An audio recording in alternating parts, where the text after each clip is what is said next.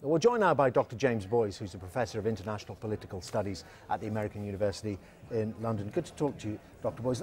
I mean, crucial in establishing who did this is, of course, the search for justice, but also the future in ensuring the security of the United States. What is your best guess? What is your feeling at the moment where this may have originated from? I think those of us who grew up in the 1970s and 80s will have seen those scenes last night with a sense of revulsion, but also recognition from the sense of domestic terrorism that we experienced here.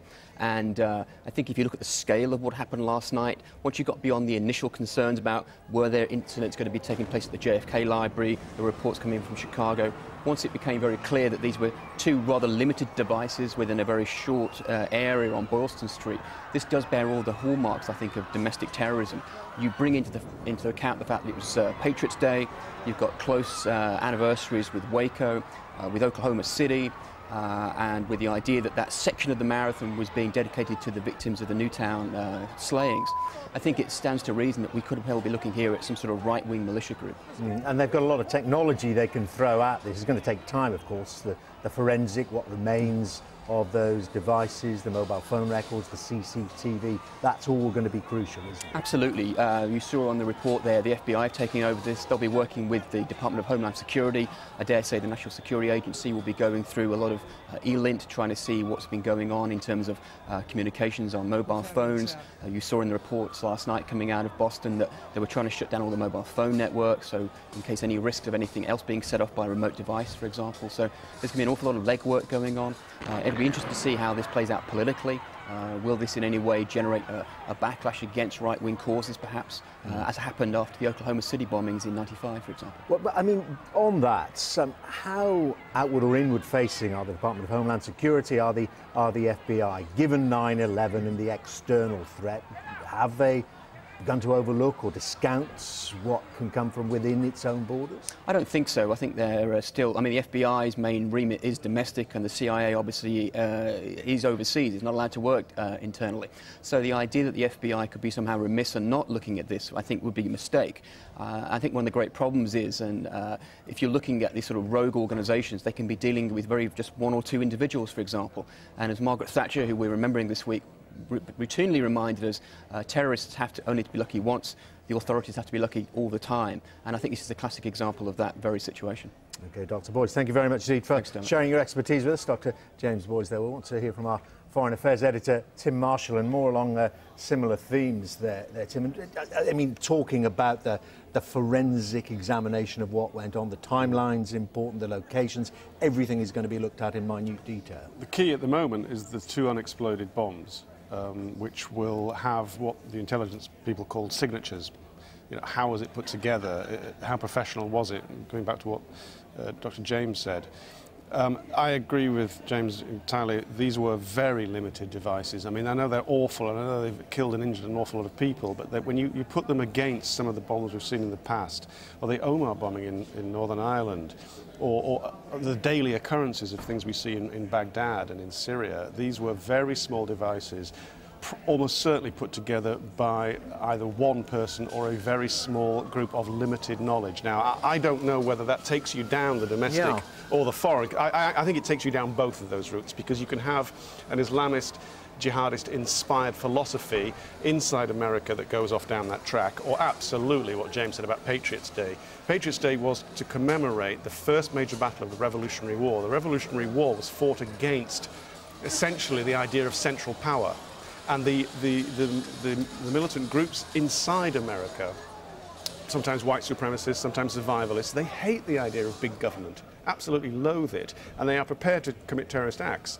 Waco was seen as the state taking on individuals, and in response to Waco, Timothy McVeigh killed, I think, 165 people at Oklahoma. It was well over the 100, heading for 200.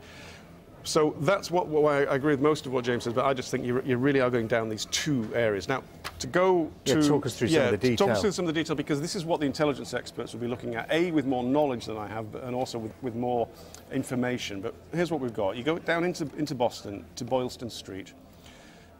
The first explosion close to the finishing line, very close to the well-known landmarks. There's a public library there. That's about 3 p.m. It's on the north side of the street. And then we've timed it as 10 seconds later, about 100 meters further down, back from the finishing line. That's the site of the second explosion. And again, this shows the rudimentaries of modern terrorism, which is the secondary explosion. Push people down towards that. And it is thought that some of the runners who had passed explosion, well, were about to pass explosion 1, turned, as you would do, and headed back down towards where the second explosion happened. 2 other unexploded devices. We're trying to find the location of them. One of them may have been a hotel, one of them may have been a medical area. Both of those would make sense, because if you are pushing people, people might go inside to try and get away from the explosions, and also they might go for medical treatment. Again, it would be classic terrorism of many sorts. Down at street level, you get an idea of how close they were to each other. That's the first explosion. And then you see the camera quickly pans to the left sound and what a chaotic as the second one goes up. You've got a still image. Now, we're looking the other way up now.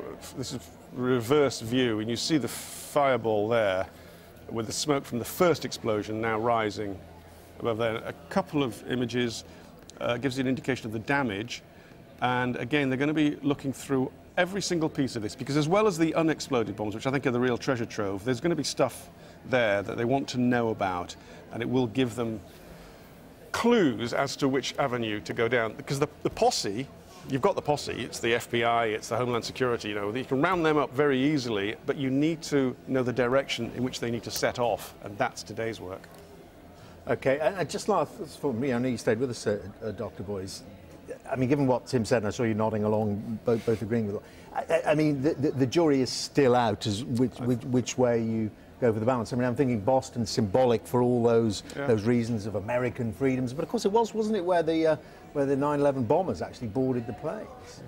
That's true. At least there's no doubting the fact of that. I just happen to think that with regards to when you look at everything that's coming together, the fact that you've got an awful lot of anti-government protest in a moment, the fact that the gun legislation is going through Congress at this point in time, I think there's an awful lot. Does it amount to a hill of beans? Not necessarily, but it all starts to be very, very I think if you're an intelligence officer now, I agree with James. Your instinct is you look at it and you've got 6 out of 10 factors that lead you down there. Yeah. But until there's anything solid, they will all say, OK, my gut says this, but I'm absolutely not ruling out anything. I mean, across the board, you look at America, the weathermen of the 70s, left-wing group planting bombs left, right and centre, anti-abortion bombers, the Unabomber, the Timothy McVeighs, and then all the different groups who are opposed to American foreign policy. And the motive is as wide and as deep as every US foreign and domestic policy. And until they get a clue, they have to look across the range.